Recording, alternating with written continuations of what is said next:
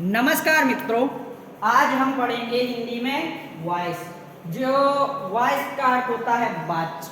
हिंदी में पढ़ेंगे हम बात और इन्हीं को अंग्रेजी में कहा जाता है वॉइस। वॉइस माने बात। कोई भी हमारा एग्जाम हो, उत्तर प्रदेश पुलिस, लेखपाल, TET, super TET, C TET या एमपी पुलिस, आपका जो भी एग्जाम होगा हिंदी जिसमें पूछी जाती है उसमें बात का एक क्वेश्चन जरूर आता है।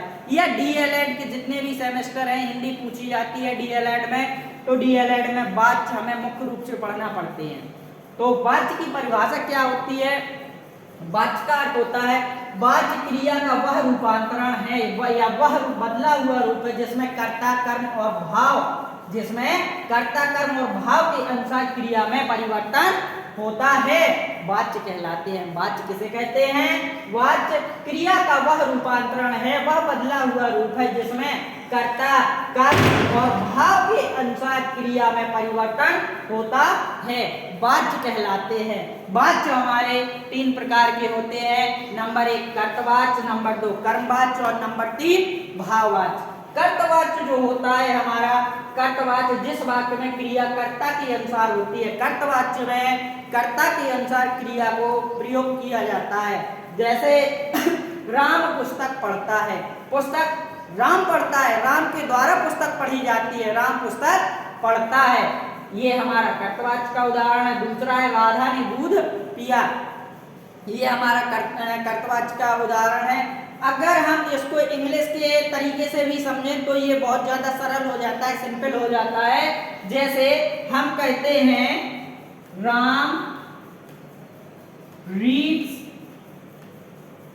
The book, Ram reads the book, Ram पुस्तक पढ़ता है, यह कर्ता के अनुसार बना है, अर्थात कर्तवाच्य। Ram reads the book कर्तवाच्य।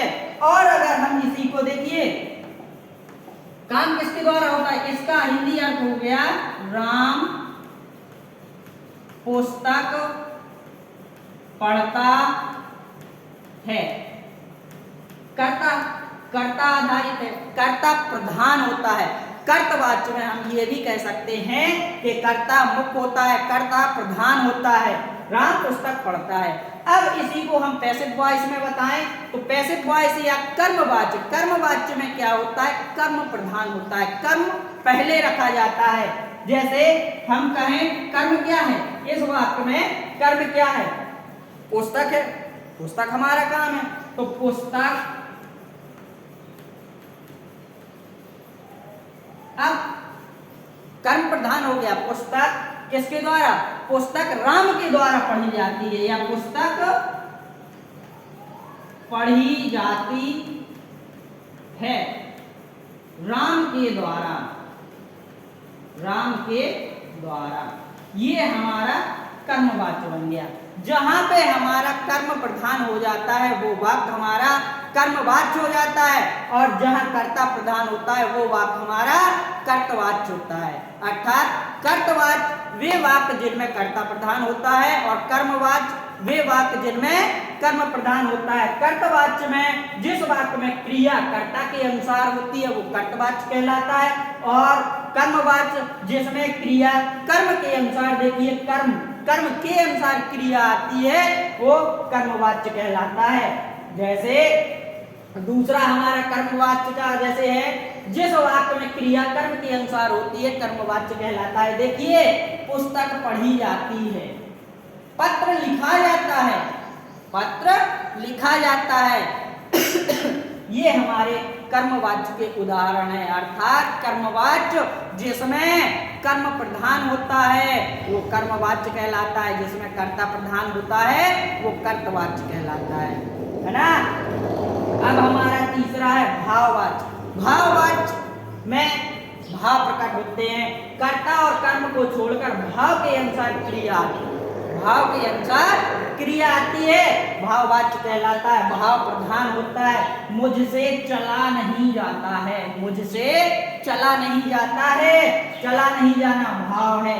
Ram से खाया नहीं जाता है, भाव है। भाववाच्य के जो भी उदाहरण होते हैं, भाववाच्य में जो क्रिया प्रयोग की जाती है वो अकर्मक होता है। भाववाच्य के वाक्य जो उदाहरण होते हैं वो अकर्मक होते हैं, और कर्मवाच्य के जो उदाहरण होते हैं वो सकर्मक होते हैं। कर्मवाच्य सकर्मक होता है, भाववाच्य अकर्मक होता है, और कर्तवाच्य जो होता है वो वो अकर्मक और सकर्मक दोनों प्रकार से हो सकता है, वो दोनों प्रकार से हो सकता है। कर्तवाच्य जो होता है, देखिए कर्तवाच्य की उदाहरण हम देखते हैं। कर्तवाच्य जो होता है वो सकर्मक और अकर्मक, ये कैसा होता है? सकर्मक और अकर्मक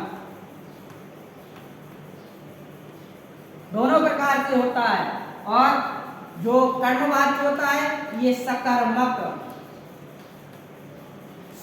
होता है, और भाववाच्य जो होता है ये अकर्मक होता है। भाववाच्य कैसा होता है? अकर्मक होता है।